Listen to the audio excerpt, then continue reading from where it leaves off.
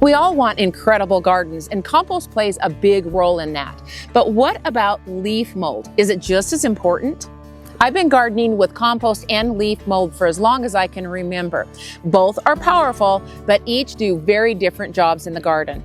Today, I'm going to share with you the difference between compost and leaf mold, when to use them, and how to use them correctly to completely change your garden's soil, no matter your growing zone. Compost and leaf mold look really similar, but play completely different roles in the garden.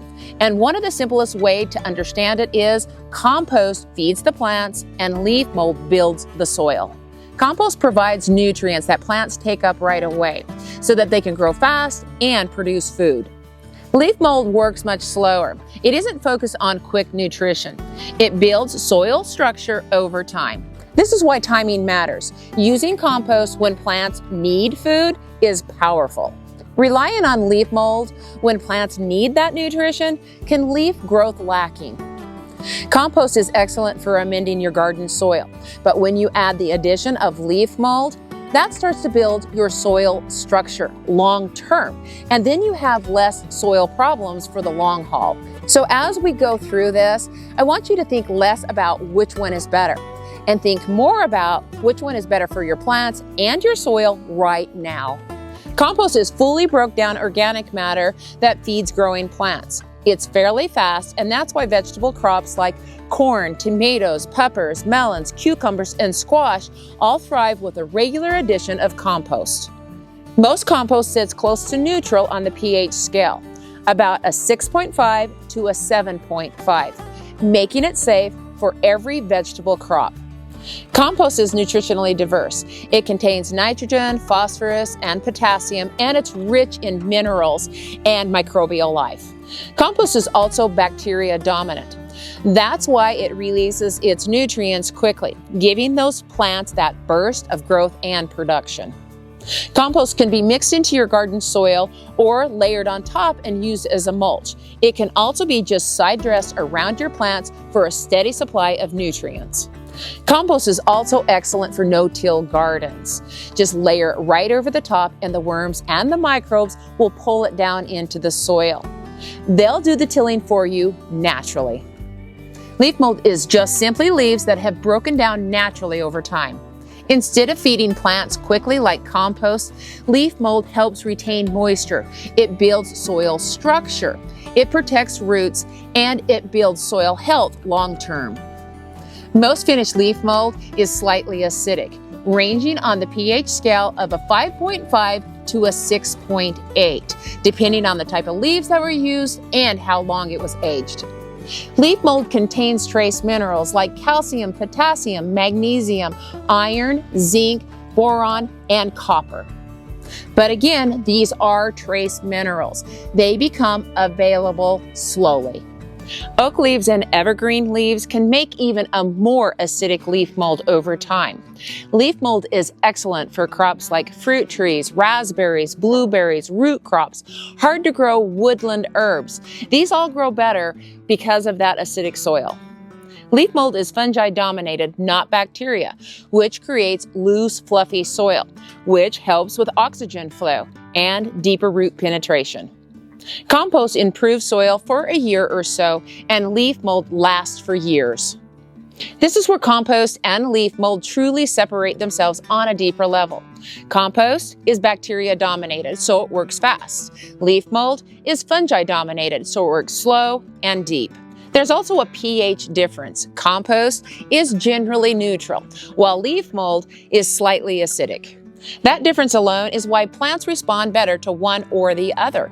That's why leaf mold is so essential to an area like ours that has a high pH, because that leaf mold helps neutralize and lower that pH just a little bit to help things grow better. Tell me in the comment section if you use compost, leaf mold, or both. And if you want to learn more about how to make leaf mold, you can check this video out here.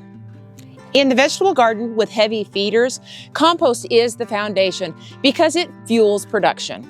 For root crops and gentle feeders, leaf mold shines because it creates loose, balanced soil. A good example is carrots. When you use too much compost, they can fork.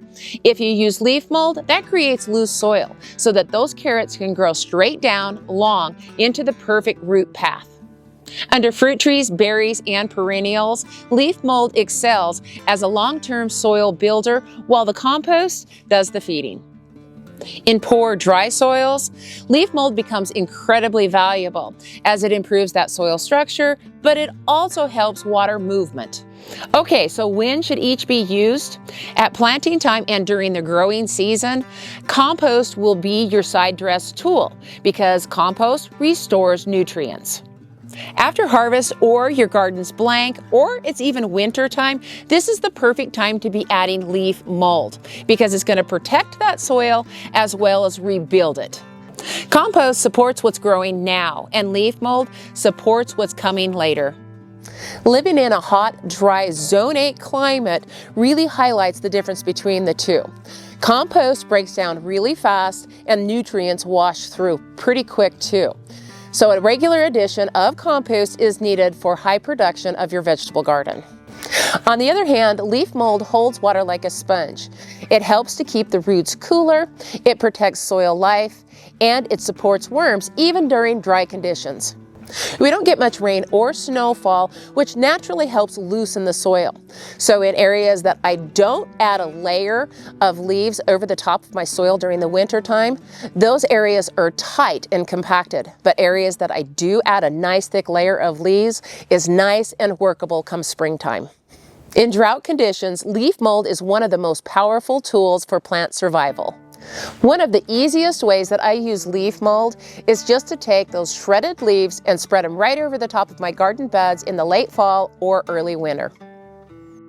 Now, those fresh shredded leaves are not leaf mold yet, but over time, fungi becomes active, worms move in, moisture stays in the soil, and those leaves will turn into leaf mold over time right where they lay. By the springtime, if those leaves haven't fully broke down, then all I do is just pull back those leaves to plant my transplants. Then I'll add a layer of compost, and this is where the teamwork really begins. This is one of the most natural, forgiving, and low-cost ways to build soil. You don't need finished leaf mold to begin. If you have leaves, moisture, and time, you have everything you need. You can build a beautiful, productive garden with compost alone, but with the addition of leaf mold, you'll see dramatic results. Compost feeds your plants. Leaf mold builds your soil.